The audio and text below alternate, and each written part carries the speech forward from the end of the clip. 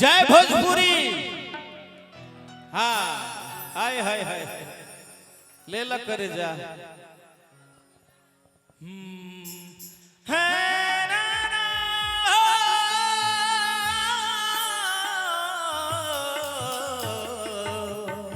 ओ हो हो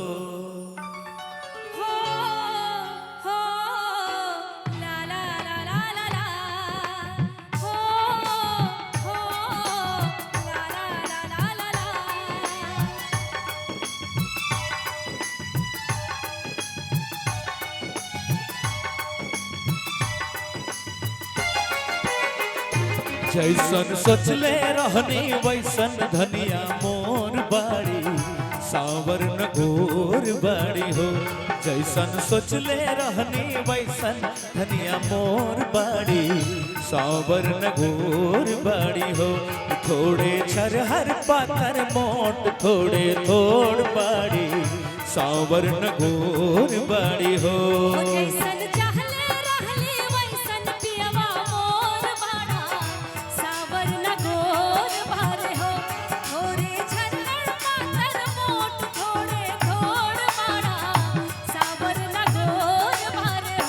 जैसन सोचले रहनी वैसन धनिया मोर बाड़ी सावर न गोर बाड़ी हो।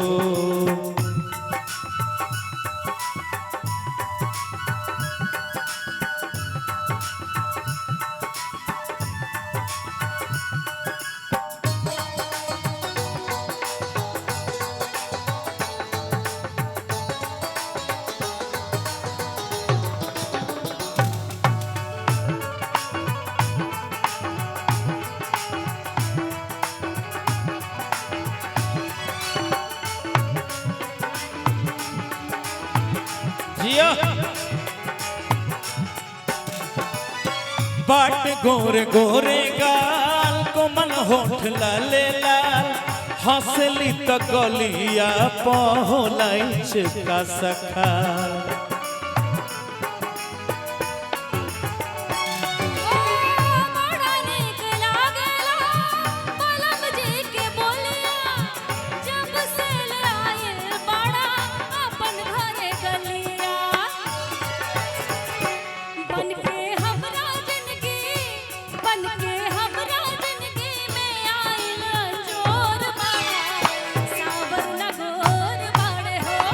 सन सोचले रहनी वैसन धनिया मोर बाड़ी सावर न गोर बाड़ी हो।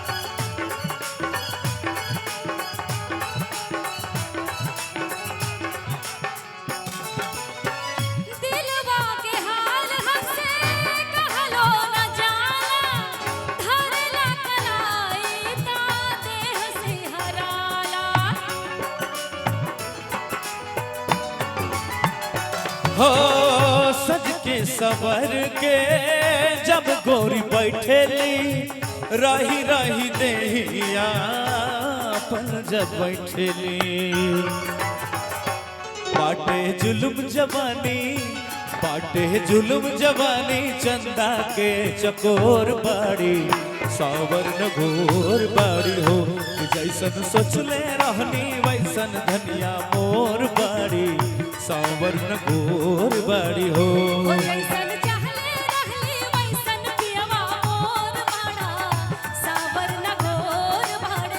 कि जैसन सोचले रहनी वैसन धनिया मोर बाड़ी सावर न गोर बाड़ी हो।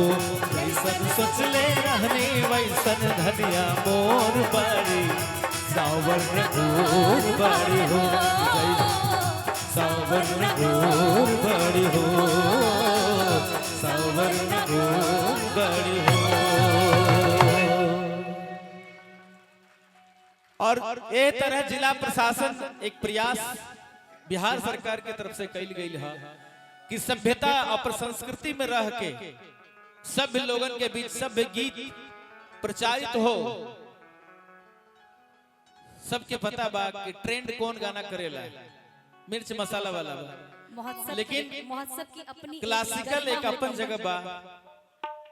हो साची कहे कहाँ गई वो भाभी के आंगन, कहाँ गईलू तुलसी के चौरा है जेकरा में अभी वो रोज जल चढ़ाता सूरज देव के कि साची कहे। पता नहीं भाभी को हम सीता मैया मानते हैं, पता नहीं यहाँ का मान जाला जाए। हम चाहते हैं कि फिर हुए से उहे खूटा गड़ाई भोजपुरी के और हर घर में बाजी कि साची कहे तोरे आवल से हमरी, साची कहे तोरे आवल से हमरी अंगना में आए बहार भोजी। साची कहे तोरे आवल से हमरी अंगना में आए बहार भोजी।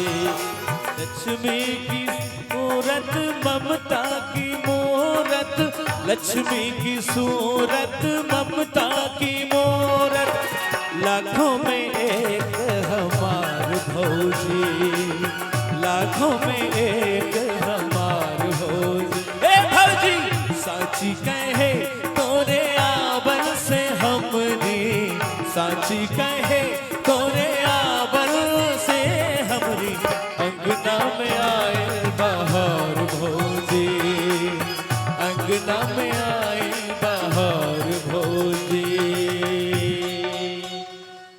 हंसी हंसी पनवा खियौले मनवा के अपना बसले परदेस। आहा कोरी रे चुनरिया में दगिया लगई दिहले, लागल करे जवा में ठेस। हम चाहता नहीं कि यही तरह भोजपुरी पूरे दुनिया में राज करे और हमने के भोजपुरी माई के सम्मान भेटल बटे। हम चाहते हैं कि एक बार सबके दोनों हाथ उठाई, दोनों हाथ एक बार उठा के भोजपुरी के सम्मान में अब भोजपुरी के रक्षा करे खातिर, अब भोजपुरी के अष्टम सूची में दर्ज करावे खातिर एक बार जोरदार जयकारा प्रेम से बोलिए आरा वाली मैया की। बाकी प्रियाराज जी जैसा आदेश। और हम बहुत बहुत आभार हैं हमारे कला संस्कृति पदाधिकारी मैम ये अनुप्रिया जी का, इनका दिल से हम बहुत बहुत आभार प्रकट करते हैं। ये भोजपुर की बेटी हैं और संगीत की शिक्षा प्राप्त करके आज आरा में भोजपुर में जिला पदाधिकारी कला पदाधिकारी हैं। हम आपका बहुत बहुत सम्मान करते हैं।